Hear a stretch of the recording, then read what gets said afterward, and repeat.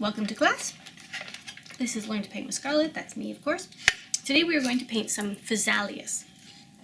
Our subject is here, and I've already sketched it out. So there is going to be timestamps on this video if you want to jump back and see what I've done with my paints, which colors, which brushes I have, the final image, when I start, details, highlights, all that stuff. It'll all be listed in the timestamp below, so go ahead and jump forward or back or wherever you want. Just click on one of those little time numbers and it'll take you to that part of the video. And just to give you a little overview, I'm going to start with my base colors, do a little bit of underpainting, then I'm going to paint in lightly anything that's going to be intense, so all these darker shade areas, leaving my whites until the very end. I will go over it with water a few times to do a wet and wet wash, and I'll write that in where it says wet and wet, so you know that that means there's water, and then paint on top, and then that allows the paint to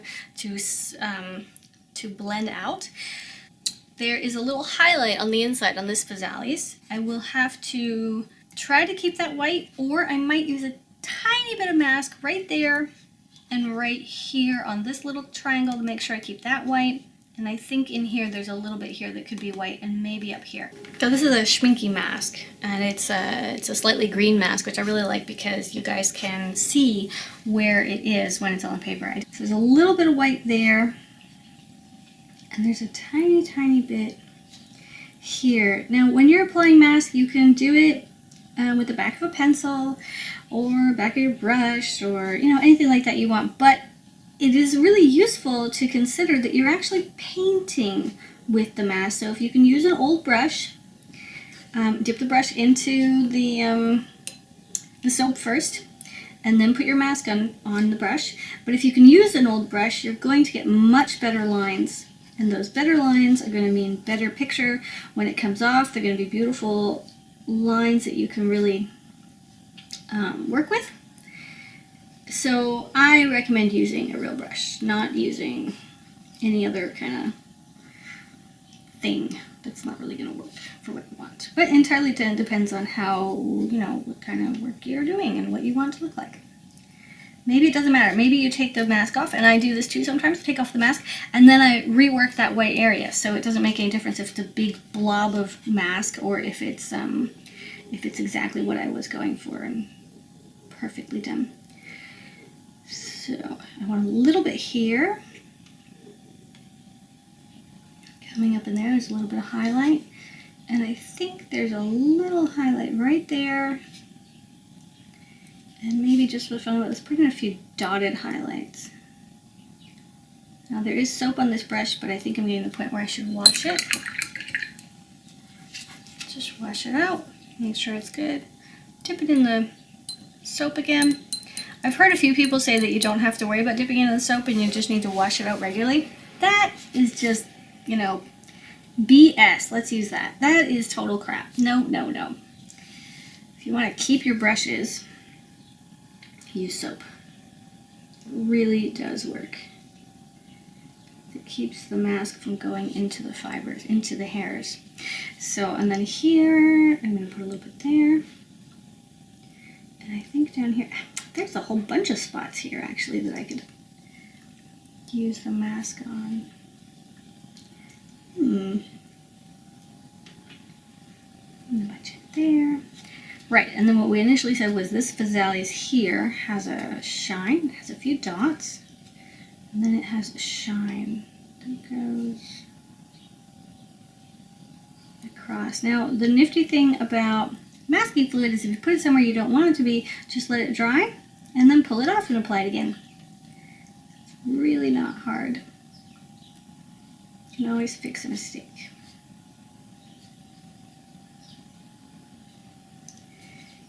I think here I've got a leaf going in front. I think that's the only part where you're really going to see the little physalis on the inside, the fruit. And that's okay. I'll take that part off then. And where else? Way up on this one. Maybe just a few dots. Now these aren't wet. I don't want too many light highlights, but in here there's a whole bunch.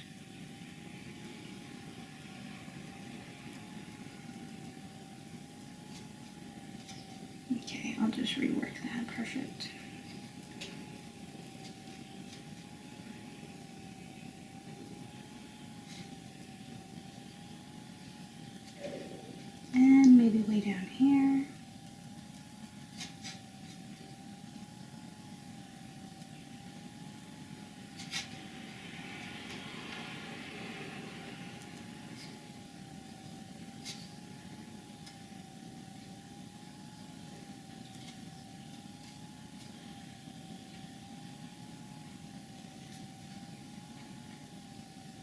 So I'm using 2, number 2, and number 4. I'm going to start this really simply. I'm going to put down some water. I'm going to put out my base coat. I think we're going to use green yellow 536 from Schminky as our base coat, and then we'll start with our building up the shadows as we go. I'm going to use my larger brush for this, which is the number 4. Now, of course, I could use something much bigger, but the subject is so tiny. In fact, I think they're actually, if not exactly the same size, they might even be a little smaller than the actual physalis. So they're pretty tiny, which is awesome. I love doing small stuff. So let's start with some water. I've got my dirty water, I've got 2 dirty waters, and clean water up here.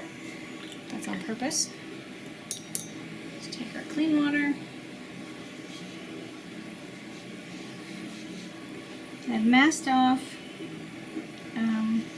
the whites, although I'm still going to paint in whites that, so I still have to consider that when I'm putting down my water, to leave little gaps. Because it's watercolor, you want to work with water, but you also want to work with the white of the paper. And I am going to do all 3 at the same time. I'm just not going to let them touch. I don't want the water so thick that it actually bubbles up.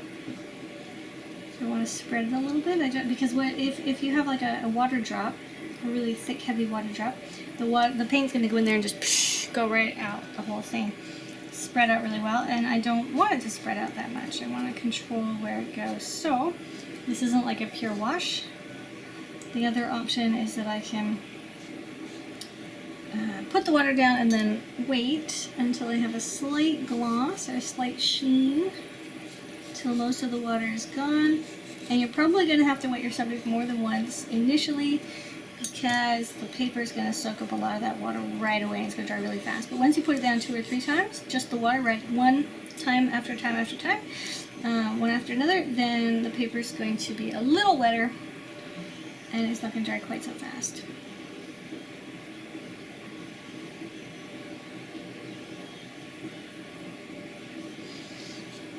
And then the inside here, it's going to be a little darker.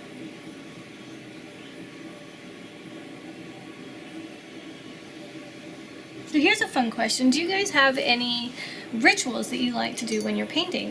For example, I love to have incense going, and I really like it if I have a candle. Right now I have 2. I have a candle under my coffee over here.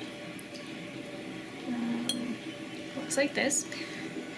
And I also have a beeswax candle here. Well, okay, they're both beeswax candles, but I have a large beeswax candle here, and then my incense. And I do play music in the background, whatever is on the radio, whatever I feel like. Sometimes I feel like it affects me in my work, not always. But when I'm doing videos for you guys, I try not to, because YouTube doesn't like background music. So, and I haven't settled on a series of songs that I want to use for these tutorials. I've been thinking about it. Thinking about it a lot, because I need to buy the rights to songs in order to use them. So I really have to pick the right one, and then it'll be like, I don't know, maybe 4 or 5 that I'll use every now and then on different videos when I'm speed reviewing. But I don't know what to do. So until then, it's just me talking. Okay, so I think it's pretty wet.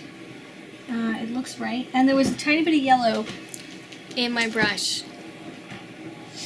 So now the physalis have a slightly yellow undertone. That was the green yellow from when I put it over on the palette the last time. I just want to drop the color in, and this is a wet on wet.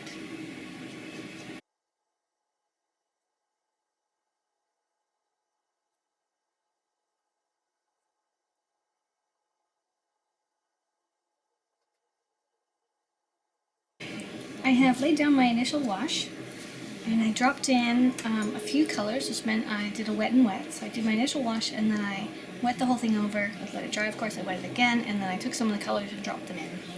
So I want to add the water in first. And most of this is masked off, so you're not going to see very much of it.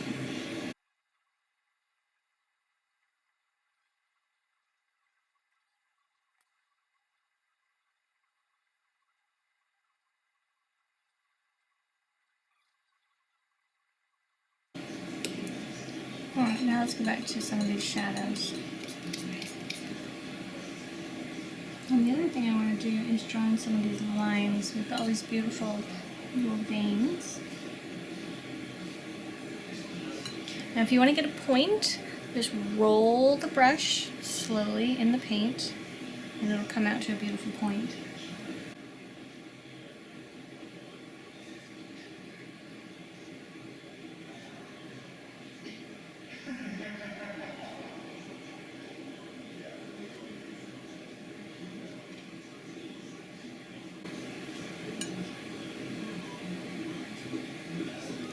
Okay, and if you do something like that, then you end up with a big spot. I'm going to clean this brush, come in with some water, just touch it and it should all soak up into my brush.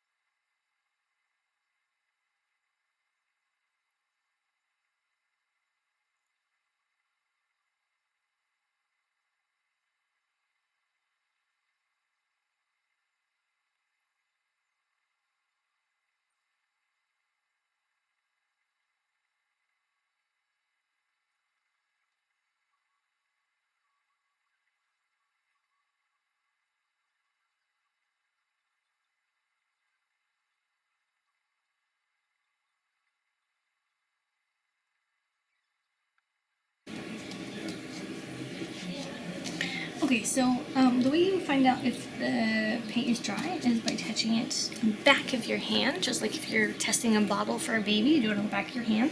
If it is cold, it is still wet. If it is not cold, it is not wet, and you can take the masking off. Now, a little tidbit on masking. I have heard that you should not leave masking on a paper for more than a week. I myself have left it on paper for as long as a month. And I wouldn't say that I don't have problems. I definitely, you know, it can stain the paper, it can change the color, it can give it an orange. Sometimes it doesn't come off at all. Sometimes it leaves gooey residue. So it's not something you want to get into the habit of leaving on your paper, but if you do leave it on your paper and you take it off, there's a slight chance that it's not going to be ruined. There's a pretty good chance it's not going to be ruined. So don't worry if it's a few days longer than you're expecting, you'll be fine. I've taken off my mask now. I have all these lovely little white highlights in here.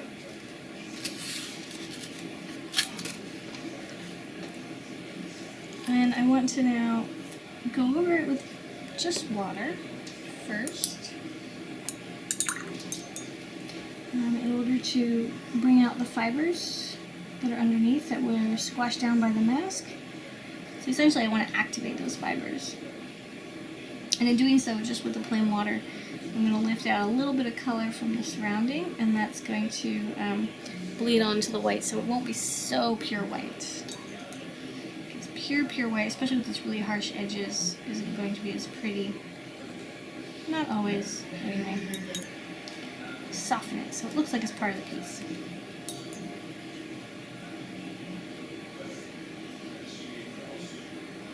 There's no color on my brush.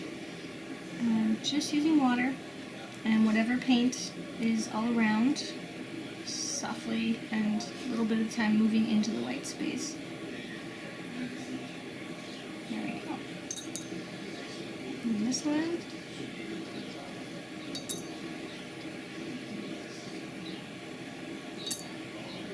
And I find that if you wet it once and then come back after it's just soaked for a second, so with some of the paint surrounding it, it's a little softer, and then it will bleed in to those spaces. And we want to give it, or Here I'd like to give it a stained glass look, so this is really, really see-through.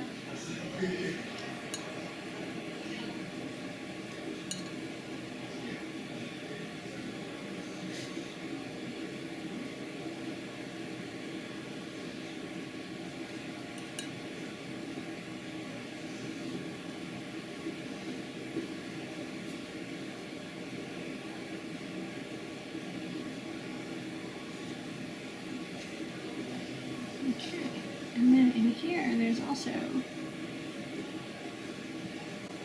and these little guys are pretty see-through. So you can see through them, you can see there's a little bit of orange there in the center. So I'm going to come back in here and just, some of these highlights, put a little bit of orange in the middle where the berry would be, or where the berry is. Adding lots of water in there. Just want a hint of it.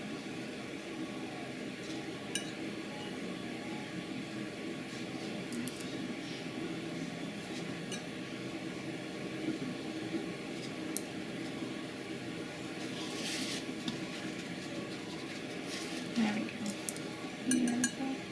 And I just removed the excess water, even though the color had already come down to stain the paper, which is exactly what I want. I just want to remove the excess water so that I can go ahead with the next layer without waiting forever for it to all dry.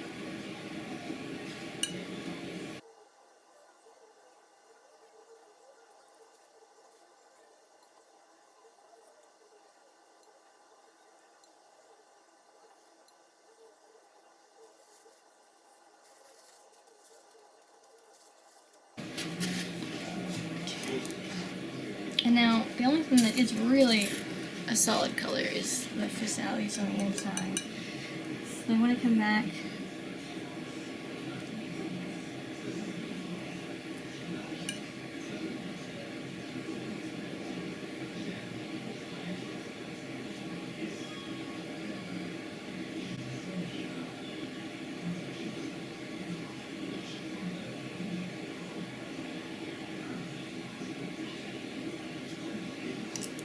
and just add a little more color because I want a darker orange in here, a more opaque color. Just a little bit there with the shadow looking on the edge.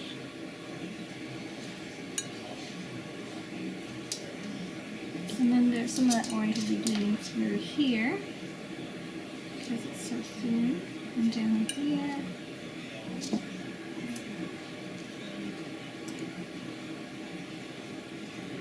And just put on the paint and then add a little water.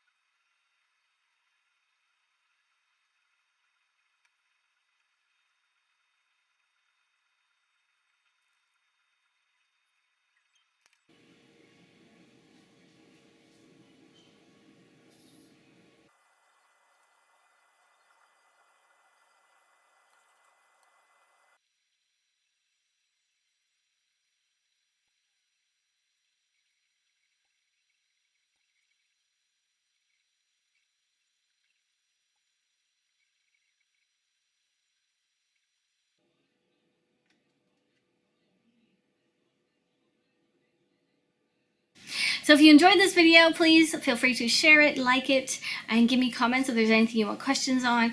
I am using Schminky paints, and in this particular tutorial I used a 02, a number 2, and a number 4 paintbrush. These are all really stubby paintbrushes. They're by Maroni, and they're the red handled brushes. For my paints, I will just check here quickly. I used Burnt Umber, Poluzio Earth, and Raw Sienna, and a yellow green. Was it yellow green? I think so. So yellow green number 536, Raw Sienna number 660, Poluzio Earth number 666, and Burnt Umber number 668. These are from Schminky, my Schminky colors. I get these in tubes and then I squish them into the little trays here. And of course I made a little legend up top so I know what colors look like what, which is very important. I recommend doing that. So those are my brushes and those are my paints, and I think that's about it. If you'd like to support my channel, you can absolutely do that. I totally appreciate it, and there's a lot of great stuff that you can get back if you do support my channel. You can do that for Patreon, so just go to patreon.com. There's a link below in the About More section, and there if you go to the Patreon and then sign up to support the channel, which is so cool, yeah, there's a whole bunch of behind the scenes and extras and fun stuff that will happen too. So that's another way of getting more hands-on class material than what you're just getting here on YouTube. Although the YouTube is always free, and it will continue to be free, so you don't have to do Patreon if you don't want to. We'll call it a tip. If you'd like to give me a tip, then you can do it that way.